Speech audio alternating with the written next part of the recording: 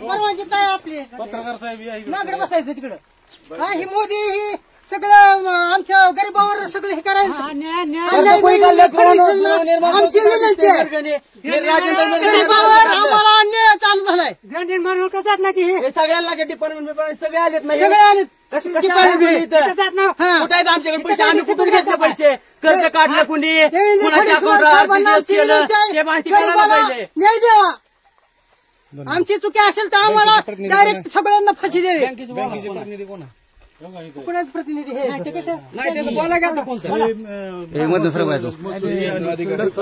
आपले शूटिंग चालू होती. आपण ह्याला देऊ. मारुती मालक कोण आहे इथं? काय म्हणायचं, सगळ्या गोष्टी तुमच्यावर असत्या, आमचं त्याशी काही घेणे देणे. तुमच्याकडे फक्त स्टेची ऑर्डर आहे का सांगा? स्टेची ऑर्डर न्यायप्रविष्ट म्हणून चालेल. स्टेची ऑर्डर आहे. न्यायप्रविष्ट म्हणजे निष्ठ कोण? न्यायप्रविष्ट म्हणजे इथं फक्त तुमची स्टेची ऑर्डर आहे का सांगा? आम्ही लगेच न्यायप्रविष्ट आहे. बघा न्यायप्रविष्ट असताना तुम्ही जप्ती करायला आलाय ना? त्यामध्ये स्टेची ऑर्डर असेल तर थांबताय तुम्ही कशासाठी? तुम्ही फक्त तुमच्याकडे कुठला नियम आहे? कुठल्या नियमाखाली आला कुठलं? तुम्ही ह्यांच्याकडे जप्ती कुठल्या नियमानुसार करायला आलो त्याची माहिती द्या. कागदपत्र कसं असतंय ह्याला तुमच्याकडे थांबण्याबद्दल कसं असतं, त्याला स्टेची ऑर्डर असेल तर आम्ही तिथं काहीच कार्य करतो, परत रिटर्न. आम्हाला फक्त प्रांत ओव्हर कर्ज काढलं काय रक्कम आहे यांच्याकडे जमाच नाही ती तो हा बँकेचा आणि ह्यांचा प्रश्न आहे. त्याशिवाय आम्हाला बाकीचं तुम्ही बँकेकडून आले नाहीत का? कुठलं महसूल डिपार्टमेंटकडून आलं. तुम्ही कुठल्या अधिकारी खाली अधिकारी दिलेला आजच्या ह्याला फक्त तिथं थांबा. आजच्या ह्याला जिथं आजचा गट आहे तो ते कब्जा द्यायचा आहे त्या ह्याला थांबता. प्रांत त्याची माहिती द्या. बँकवाली बँकेचे काय असेल ते ऑर्डर जे असेल ती वस्तुस्थिती काय आम्हाला हातात घ्या. ती माहिती सांगा तुम्ही कुठल्या ह्याच्या खाली आलाय त्याची माहिती द्या.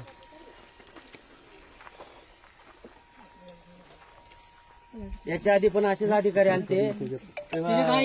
आई वारली, आमची आजी वारली, ढकलून दिलं त्याने. त्यासाठी किती केले, केस दाबून टाकले. आजीला कोणी ढकलून दिलं बघा ना तुम्ही. बँकेचे बिराजदार साहेब काय तर होते आणि त्यांच्यासोबत त्यांचे सहकारी होते. त्यांनी आजीला ढकलून दिलं. आजी 2 दिवसात मरण पावली. पण तिथून आजारी जी पडली, दगडावर मार बसला, डोक्याला दगडावर पडली, ढकलून दिलं. तुम्हाला कधी कळलं तुमच्या नावावर कर्ज काढले? ती आम्हाला नोटीस आल्यावरच कळलं ना. त्याच्याविषयी तुम्हाला काय माहिती? माहितीच नव्हती आम्हाला काय माहिती. तुम्ही कुठे शहानिशा केली का त्याची? आम्ही गेलो, विचारलं, असं तसं भरतो म्हणले पहिल्या वेळेस. आम्हाला मिरगणे साहेब म्हणले भरतो म्हणले पहिल्या वेळेस. एअर ऑफिसला येऊन दिलं भरतो म्हणून. पण परत काय नाव गाव नाही. परत गेलं की परत म्हणतात आमचा काही संबंध नाही, मी घेतलंच नाही, काहीच नाही. आता यांच्याकडे एअर ऑफिसने लिखित दिलेलं की आम्ही ते 2 महिन्यात कर्ज भरतो म्हणून व्याजासहित. बघा बँकेवाले काय असेल ते सांगा. आमचं काय नाही. तुमचं काय असेल तर त्या एअर ऑफिसने काय दिले त्या संबंधित तुमचं तुम्ही बोला.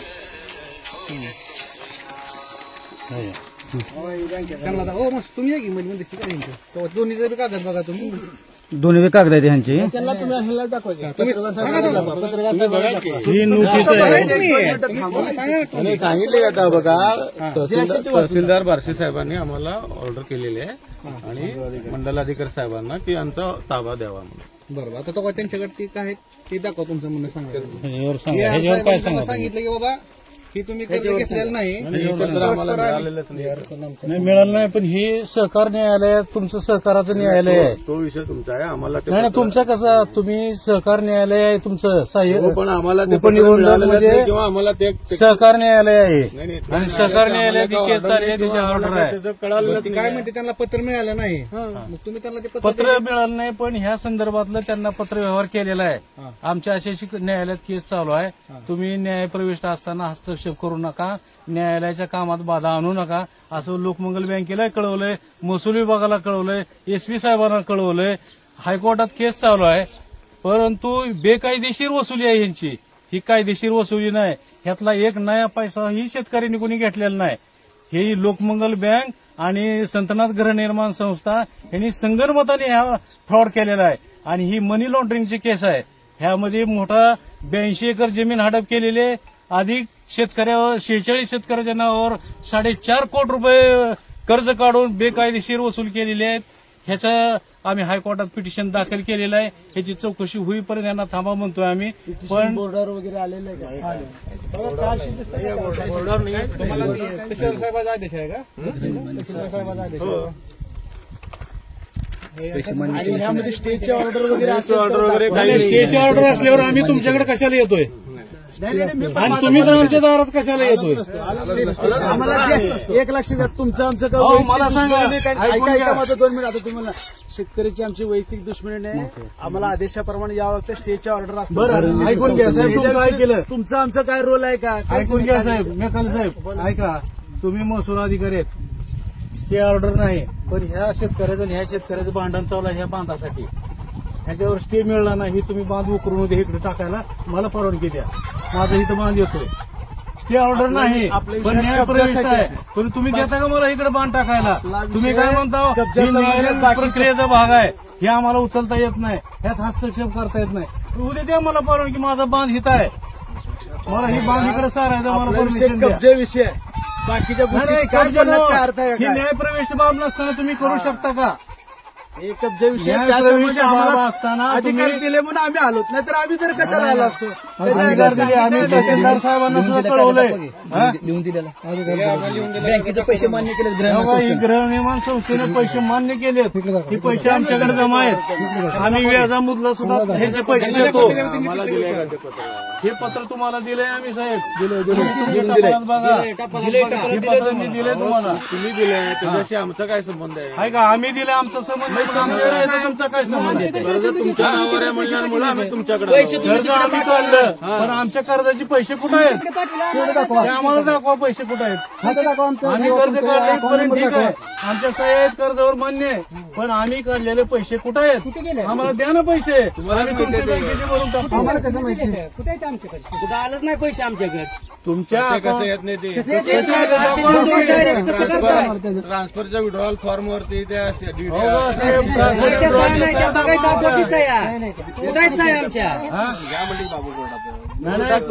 कोर्ट तर घेईलच हो, पण आम्हाला अधिकार आहे का नाही मागायचा? सामाजिक कार्यकर्ता म्हणून, अगर एक भारताचा नागरिक म्हणून मला अधिकार आहे का नाही तुम्हाला मागायचा? तुम्ही द्या ना मला. ह्याचे डॉक्युमेंट्स मागितले, तुम्हाला 100 वेळा पत्र व्यवहार केलाय, तुमच्या 1100 रुपये फी भरली, तरी मला तुम्ही डॉक्युमेंट देत नाहीत. देत नाही मग सांगते, देता येत नाही. आणि ही न्यायालय प्रक्रियेचा भाग आहे, त्यामुळे आम्हाला देता येत नाही. मग ही न्यायालय प्रक्रियेच्या भागात तुम्ही जप्ती कशी करू शकता? ताबा कसा घेऊ शकता? त्यांनी मागणी केल्याप्रमाणे कागदपत्र का दिले नाही? कोर्टात आहे, कोर्टात घेऊ शकतो. कागदपत्र कोर्टामध्ये जेव्हा आपण सबमिट करतो, तिथून जेव्हा निकाल येते त्यावेळेस त्यांना तिथं डॉक्युमेंट मिळू शकतात. निकाल लागल्यावर या ना इकडे तुम्ही ताबा घ्यायला. निकाल लागल्यावरच ताबा घ्यायला आलोय. निकाल लागला न्यायप्रविष्ट आहे की? आणि न्यायप्रविष्ट घेऊ नका तुम्ही. राजकीय वजन वापरून 101 दाखला मिळवला आहे. राजकीय वजन वापरून 101 दाखला मिळवला आहे. पण देतात 101 ला आम्ही चॅलेंज दिलं होतं. 101 ला आम्ही तक्रार दिली होती. प्रांतानं दाखवले, प्रांताची नाही. आम्ही 1 रुपया सुद्धा घेतला नाही याच्यातला. शेतकऱ्यांनी जर ह्याचा पैसा उचलला असला तर शेतकऱ्याला मागायला आमची काय हरकत नाही. 1 नया पैसा शेतकऱ्याला दिला नाही. यांनी परस्पर गृहनिर्माणला ट्रान्सफर केलेत आणि गृहनिर्माण न्यायालयाला पत्र दिलं, ह्या लोकांचे पैसे आम्हाला द्या म्हणून. मग त्यांच्या सांगण्यावरून तुम्ही दिले ना पैसे, मग तुम्ही मागा ना त्या आता परत पैसे. त्यांना म्हणा तुमच्या पत्रानुसार आम्ही पैसे दिलेत, हे पैसे आमचे आम्हाला परत द्या. हे का म्हणत नाही तसं? लोकमंगलचं पत्र आहे की गृहनिर्माण संस्थेने पैसे मागणी केली, त्यामुळे आम्ही त्यांना पैसे पाठवले. याबाबत का आपलं मत?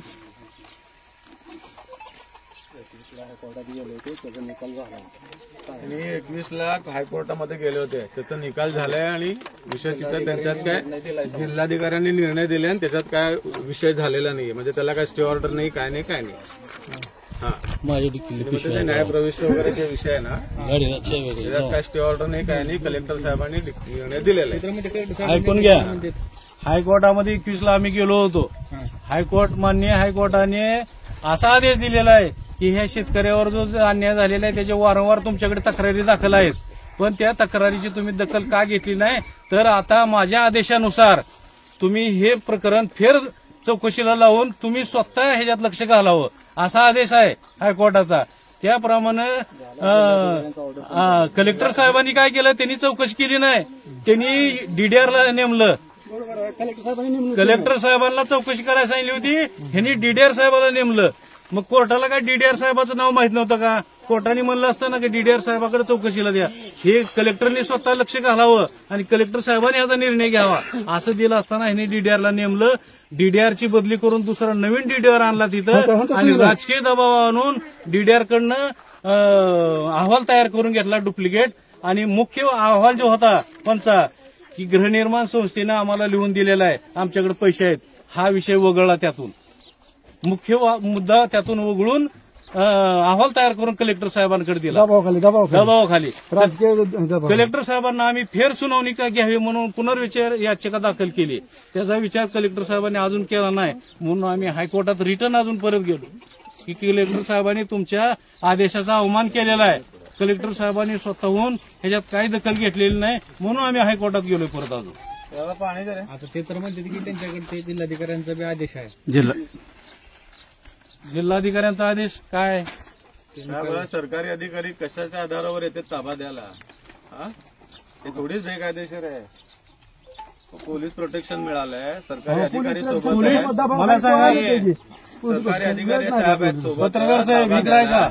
पोलीस प्रोटेक्शन देताना पोलीस प्रोटेक्शनचे 2 पद्धती आहेत. एक न्यायालयातून प्रोटेक्शन मागायचं, दुसरं एसपी साहेबाकडनं प्रोटेक्शन मागायचं आणि एसपी साहेब पीएसआयला कळवतात यांना प्रोटेक्शन पाहिजे, त्याची किती व्हॅल्युएशन भरायचं आणि ह्यांच्या विरोधात जे लोक आहेत त्यांचं मनोगत काय आहे ते कळवा.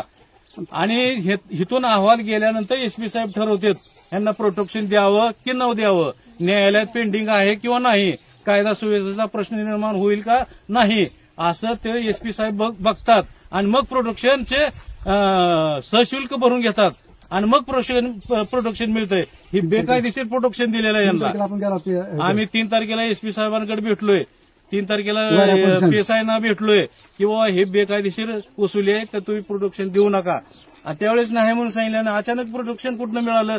बरं मिळू द्या, त्याचं कॉस्ट किती भरली त्याचं पत्र दाखवू द्या. ह्यांनी दाखवा पत्र, तुम्ही कॉस्ट किती भरली, प्रोटेक्शनची कॉस्ट किती भरली ते दाखवा मला. दाखवा कॉस्टची दाखवा. नाही भरू दे की भरू द्या, आम्ही काय नाही म्हणत नाही, आम्ही काय म्हणत नाही. पैसे कधी भरले आणि कॉस्ट भरताना आजच भरले, आज सकाळी आम्ही 3 तारखेला पत्र दिले एसपी साहेबांना. मग त्याचा का विचार केला नाही एसपी साहेबांनी? असं होत नाही कधी. एसपी साहेब एकतर्फी कधीही निर्णय देत नाहीत, दोन्ही पार्टीचं म्हणणं ऐकून घेतात.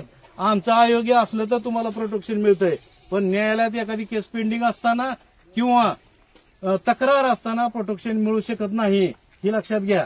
त्यांचा ही महत्वाचा मुद्दा आहे की न्यायालयात केस असताना स्टे ऑर्डर नाहीये, स्टे ऑर्डर नाहीये, त्यांचं म्हणणं स्टे ऑर्डर नाही, त्याच्यामुळे सर्वात एकच आहे, स्टे ऑर्डर असेल तर स्टे ऑर्डर असलं तर आम्ही यांच्यासमोर आम्ही आम्हाला काय त्याच्या वैयक्तिक शेतकरी दुश्मन त्यांच्याकडे नाही, जे काय कागद नाही. आहे त्यानुसार त्यांची कारवाई चालू आहे. होय, त्यांच्याकडे कागद आहे, आमच्याकडे कागद आहे, आमच्या बी कागदाचा विचार व्हावा. आम्ही 1 रुपया घेतला नाही, ह्याने आमच्या परस्पर आमच्या कर्जाची रक्कम दुसऱ्याला का दिली, हा आमचा विषय आहे. तुमचंही भांडू शकता तुम्ही, तुमच्या आमच्या कर्जाची रक्कम आम्हाला द्यायला पाहिजे होती. तुमचे जे काय झाले किंवा दुसऱ्याला देताना आम्हाला इंटिमेशन द्यायला पाहिजे होतं. तुमची रक्कम अमुक अमुक माणूस मागतोय त्याला देऊ द्या का, ह्याने म्हणले का? जोपर्यंत होत नाही तो पण कब्जा देऊ नका ना. बँकेला सुद्धा तुमची शहानिशा करून घ्या तुम्ही, आम्ही म्हणत नाही. जोपर्यंत होत नाही तोपर्यंत तुमच्या लक्ष द्या. कब्जा देऊन आमची रक्कम कर्जाची रक्कम त्रयस्थ व्यक्तीला देताना ह्याने विचारायला पाहिजे का नाही आम्हाला? ही म्हणते तुमच्या चेकने दिली, आरटीजीएसने दिली. दाखवा आमचे आरटीजीएस फॉर्म दाखवा, चेकचे नकला दाखवा. आमचे पॅन कार्ड जोडलंय का? अमाऊंट मोठी आहे, अमाऊंट मोठी असल्यामुळे तुम्ही पॅन कार्ड जोडलं का? आम्हाला इंटिमेशन दिलं का? मोठी रक्कम असल्यामुळे इंटिमेशन द्यावं लागतं, एवढी रक्कम मला काढायची आहे म्हणून. 50,000च्या पुढे गेलं तर पॅन कार्ड जोडावं लागतंय. ह्यांनी ती प्रक्रिया केली का? त्याचे डॉक्युमेंट दाखवू द्या, उद्या सकाळी आम्ही पैसे भरतो सगळी. मागणी करून साथ देत नाही. हे डॉक्युमेंट दाखवू द्या, उद्या आम्ही पैसे भरून टाकतो. बँकेचं काय म्हणणं आहे? नाही, ते सगळे कोर्टात पेपर आहेत, तुम्हाला पाहिजे तुम्हाला कोर्टात मिळू शकतात. मग कोर्टामध्ये सगळे डॉक्युमेंट आपण दाखल केलेले आहेत. हो साहेब, 101च्या ह्याच्यावरची मी आरटीआयच्या फॉर्म मार्फत 101च्या नंतरची जी प्रक्रिया झाली त्याच्यात सगळे डॉक्युमेंट घेतलेत मागून, त्याच्यात ही त्यांचे फॉर्म नाहीत मी जे मागतो ते जोडलेले नाहीत. मी म्हणतो दुसऱ्या न्यायाला असू द्या हो, पण तुमचे डॉक्युमेंट आहेत तुम्ही देणं कर्तव्य ना आम्हाला. विजय पवार आपण आहेत ना, हरी पवार आपला हरी पवार, विजय पवार काय माहित नाही आमच्यात नाही कोण विजय पवार. डॉक्युमेंट मागितली का देत नाही ती डॉक्युमेंट आम्हाला द्यावी असं आमचं काय देत नाही. गली जर गेला असेल तर तुम्हाला तिथूनच घ्यावं लागतील ना, असं कसं म्हणताय तुम्ही? नाही पण बँकेकडे असायला पाहिजे का नाही. आजची जी कारवाई आहे ते तुम्हाला सांगतो की ज्यावेळेस ह्यांचं कर्ज प्रकरण थकीत जातं, थकीत गेल्यानंतर एनपीए होतं, एनपीए झाल्यानंतर आपल्या नियमाप्रमाणे बँकेच्या नियमाप्रमाणे 101 कोर्टामध्ये दाखल केलं जातंय. दाखल केल्यानंतर तिथं सुनावणी घेतली जाते, 3 तारखा घेतल्या जातात आणि ह्यांच्याकडून जर कोणी वकील दिला तर त्या वकिलाने जे कागदपत्राची मागणी करतात त्याप्रमाणे बँक त्यांना त्या वकिलाला कागदपत्र पुरवत असते. ज्यावेळेस 101 कोर्टामध्ये हे प्रकरण चालतं त्यावेळेस ह्यांनी जे कागदपत्राचे 2 मिनिटं जरा मला ही करू द्या की ज्यावेळेस चालतं ना त्यावेळेस ह्यांच्या ज्या वकिलाला जी कुठल्या कागदाची मागणी करतात त्या मागणी केलेला कागद बँकेने द्यायचा असतो. ही आम्हाला बंधनकारक आहे. आम्ही ती कागदपत्र देतो. कुठं देतो? 101 कोर्टामध्ये देतो. कारण आपल्याला जी न्याय प्रक्रिया दिलेली आहे बँकेला, कोऑपरेटिव्ह बँकेला, ती 101 कोर्टाची दिलेली आहे. त्याप्रमाणे आपण तिथं गेलो त्याप्रमाणे ह्यांना तशा म्हणजे संधी दिलेल्या आहेत कोर्टाने. तुम्ही वाटल्यास काही ह्यांचं पाहिजे असेल तर 101 कोर्टामधून घ्यायचं असतं. हा नियम आहे.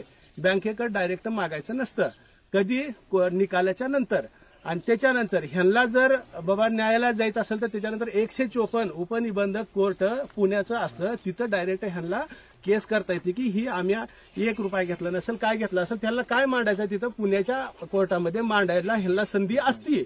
पण ती ह्यांनी दवडली 101 कोर्टामधली. तिथं ह्यांनी अजिबात आलेलं नाही. तर ह्याच्यामध्ये ह्याच्यामध्ये कुणीही ह्याच्यामध्ये राजकीय आम्हाला हस्तक्षेप केलेला नाही आणि बँकेच्या ह्याच्यामध्ये कुणीही हस्तक्षेप करत नाही. अजून एकदा मी तुम्हाला आपल्याला सांगतोय की ह्या दोन्ही कोर्टामध्ये ह्यांनी हजर राहिलेले नाहीयेत.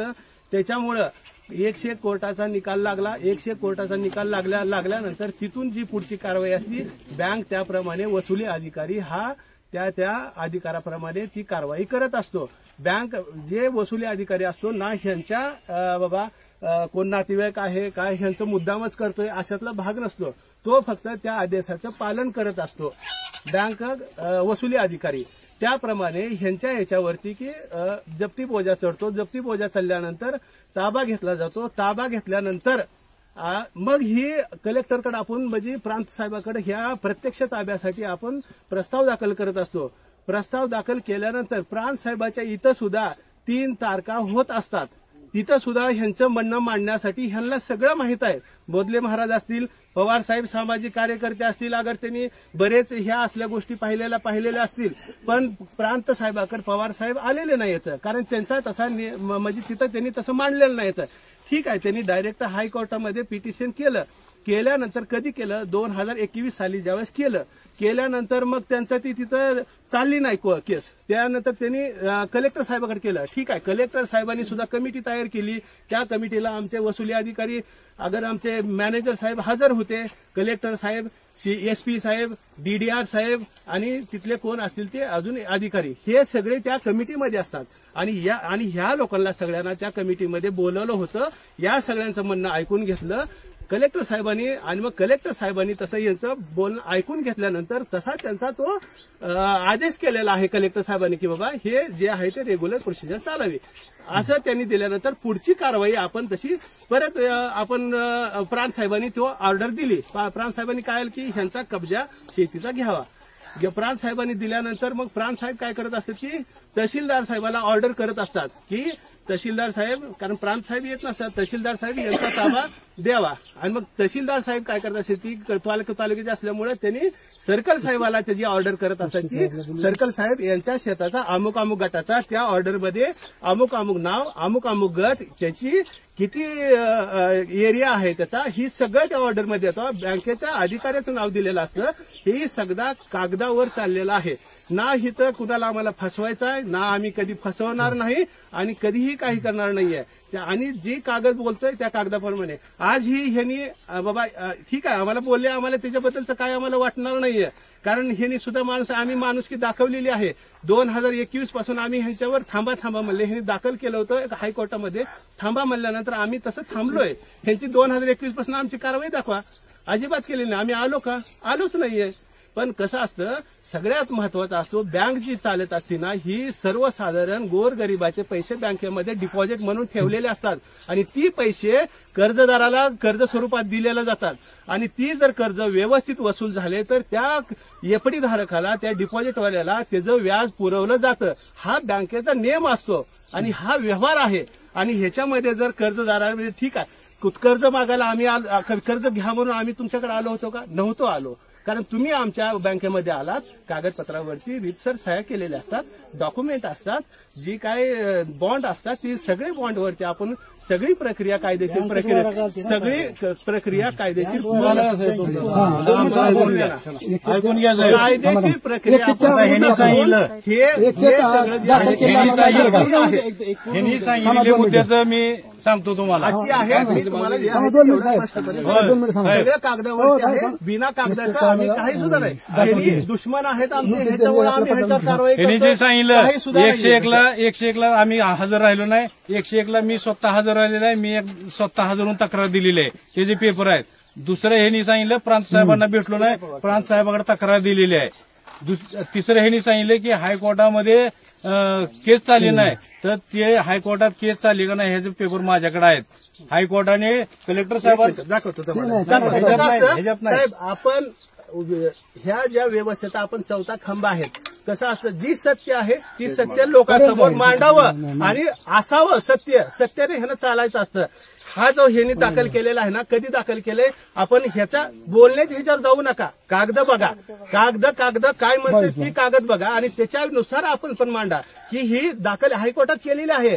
पण दाखल केल्यानंतर ती बोर्डावर येत असते. बोर्डावर आली म्हणजे तुम्ही जर तुमच्या मोबाईलमध्ये जर ऑनलाईन हायकोर्टाच्या ह्याच्या जर नंबर टाकला दाखल केलेला तर तिथं लगेच येते की त्या केसची काय स्टेज आहे, लगेच येत असतं.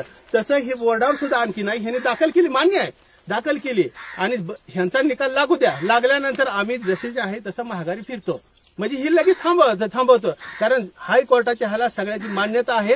आम्ही सुद्धा त्या हायकोर्टाचे म्हणजे ही करतोय, सन्मान करतोय, आदर करतोय आणि त्याप्रमाणे आम्ही 100% करणार आहेत. ह्यांना मदत करणार आहेत, 100% आम्ही मदत करू. ह्यांचे फक्त निकाल येऊ द्या. पण कसं असतं, रिझर्व्ह बँक काय असते की दर वर्षी ऑडिट करायला येत असते. ह्यांचे प्रकरण घेतल्यानंतर पुढील कारवाई काय आहे त्यांनी शेरा मारत असतात. त्याप्रमाणे आपण फक्त कागदोपत्राने पुढे जात असतो. ह्याच्यात यांची आज एक मिनिट आज तुमची बाजू म्हणू नका, आमची बाजू म्हणू हे काय म्हणते, पवार हे जे पैसे आहेत, पवार साहेबांचा हे जे पैसे आहेत सर्वसामान्य लोकांचे गोरगरीब